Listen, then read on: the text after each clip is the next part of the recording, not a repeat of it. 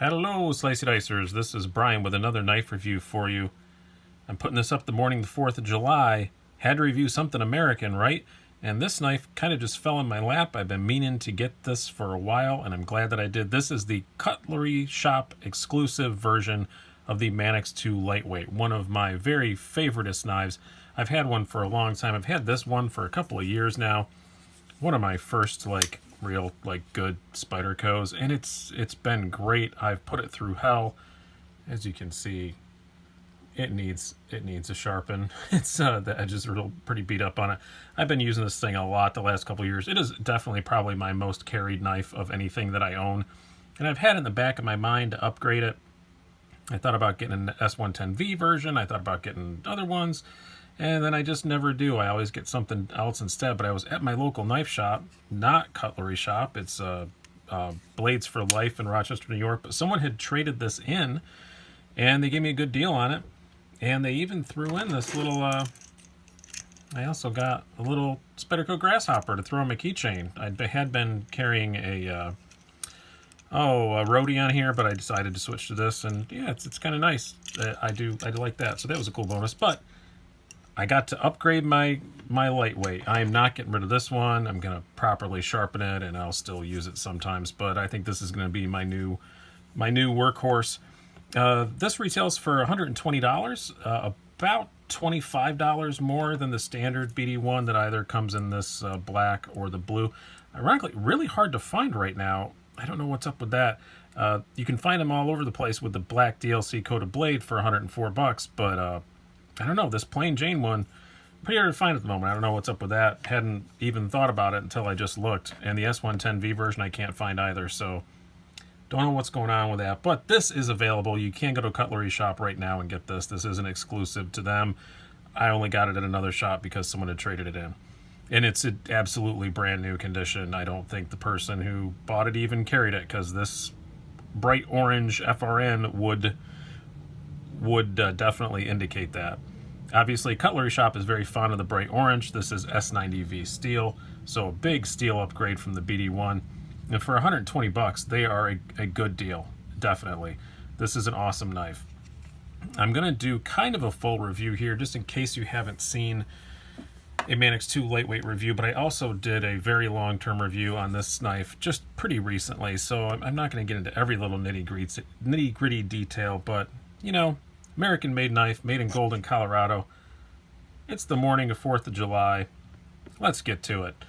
All right, let's talk about some specs first. This is, as I said, S90V steel. You're looking at an overall length of just a hair over 8 inches, blade length of almost 3.4 inches, blade thickness of 0.125 inches, handle thickness of right around half an inch, and a weight of a very svelte 2.9 ounces, hence the catchy name lightweight.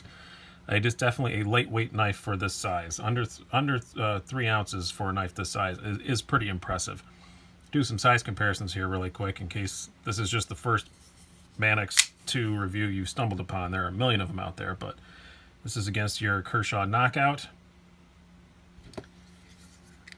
your Ontario Rat Model 1. You can see it's a little shorter than that. And one that it's oft compared to, and people often debate, not necessarily with this lightweight model, but if you're getting the G10 liner version, you're going to debate between that and a PM2. So as you can see, overall length pretty similar to a PM2. Okay, let's talk more about this specific one. Aesthetically, yeah, it's freaking orange. It's freaking orange. I don't know what color they call it, but they should just call it freaking orange because it is orange. And that was one thing that made me not buy it a while initially, but then I got it in my hand and I thought about it and I thought, well, I do know some people that, you know, maybe I can customize it, whatever. But then I thought, you know what? The biggest problem I have with this knife is I work in my garage.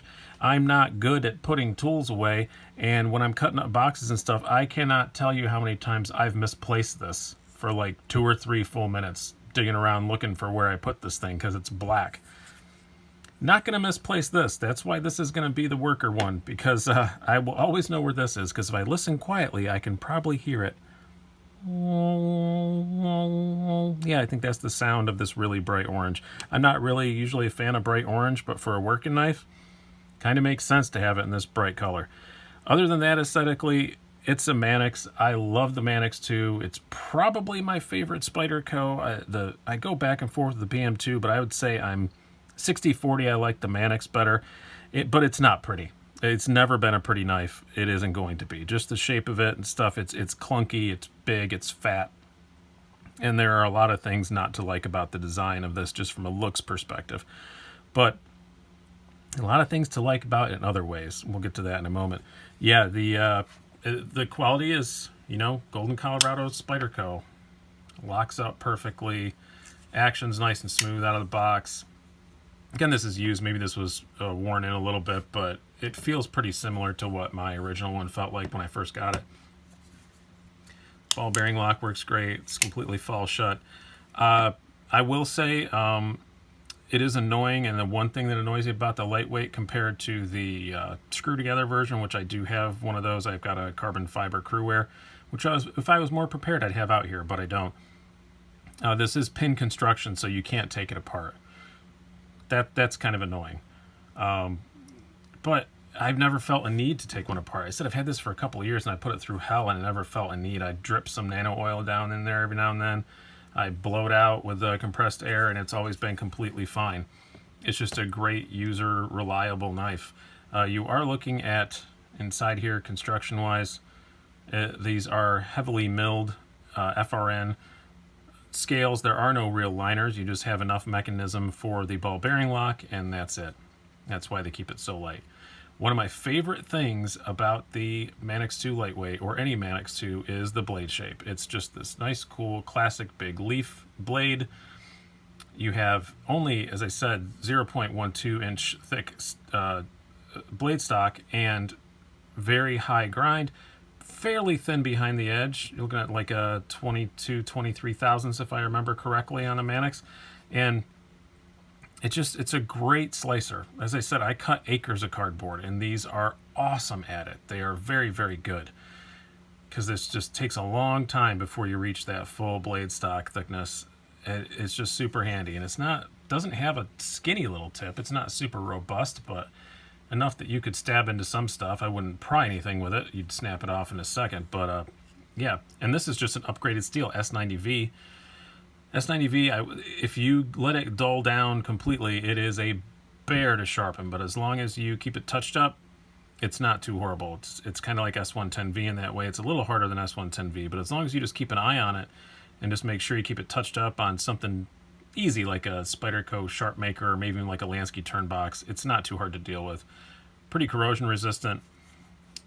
Love the semi-deep carry wire pocket clip. I do really like the wire pocket clips. They're great, especially on knives that are this light. Ergonomically, too, it is the Manix 2 lightweight, any Manix 2, ergonomically, they are just outstanding. It's really hard to find a knife more comfortable in your hand than this. Even with this very hard, it's very hard plastic, too, also. I probably shouldn't put my elbows on the table when I'm doing that. It is a very hard plastic, but it's comfortable. This bi-directional grippy, it works super well. This thing ain't going nowhere in your hand no matter what. You can choke up. The jimping is excellent. It locks you in no matter where your hand is. You are totally locked in on this knife, and it's comfortable. No hot spots, no nothing. If you're not wearing gloves and you're working really hard for a long period of time, I can see where maybe this stuff would bother you at first until it wears in a little bit, but it's never really bothered me too much because I have stupid knife user fingers that are all calloused and worn in. But yeah, I love the ergonomics of the Manix 2 on any version, not just the lightweight. This one is the grippiest. The lightweight is definitely the grippiest in your hand of any of them. But I really do love the ergonomics of it. It's outstanding. As is the deployment. Is really good. Drops shut, flicks out, does all the Spyderco things you want to do. It's this ball bearing lock. I am always annoyed that these are plastic. I get why they're plastic on the lightweight because it's lightweight, but I mean, God, my Crewwear carbon fiber one is a pretty expensive knife, and it's still got these plastic things on here. I wish they were metal, but on this one it doesn't bother me.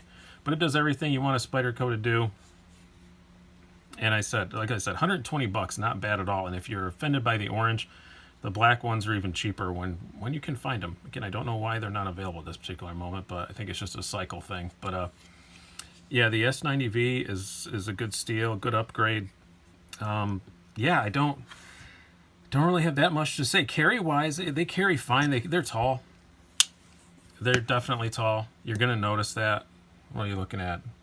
Well, these are all 1/2-inch squares, so yeah, well over like 1 3/4 inches. They're very tall. You're gonna notice that sliding into your pocket, but it's all just smooth plastic back here. It's not a big deal. There's a little bit sticking out of your pocket, not too bad. Obviously, with this orange, it feels like there's a ton sticking out of your pocket because it's just humming, sticking out of your pocket. But again, this is going to be a worker knife. I'm just going to probably beat the hell out of this thing, but as I did my previous one.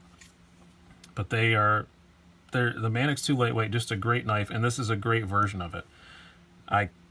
I get the orange. I think the orange is actually a good idea for an absent-minded jackass like me, so who loses stuff all the time. I think that's a good thing for me.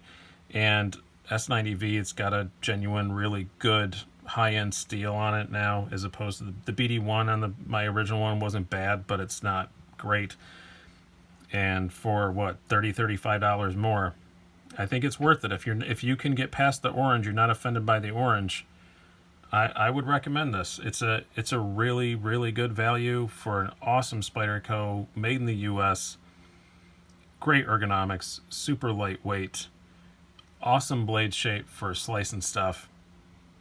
I love the Manix 2 Lightweight, and I also now love this just as much. I wish I'd have had it for my little ode to the Manix 2 that I did a while ago. I will link to that down below, and I'll link to my super long-term review of this version. So hope you guys have enjoyed this.